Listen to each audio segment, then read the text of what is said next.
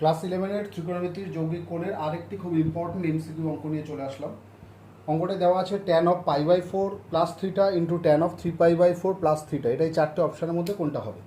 তা প্রথমে আমি কি করছি দেখো, এই ট্যানটা যেমন আছে মানে প্রথম tan π/4 প্লাস থিটা এটা যেমন আছে রেখে দিলাম। পরের যেটা 3π/4 আছে এটাকে আমরা একটু ভাঙলাম π/2 প্লাস π/4 করে নিয়ে, ব্যাস এইভাবে ভেঙে নিলাম যে π/2 মানে 90, এটা হচ্ছে 45, 90-এর সাথে 45 যোগ করলে 135, যেটা হচ্ছে 3π/4 থিটা প্লাস থিটা।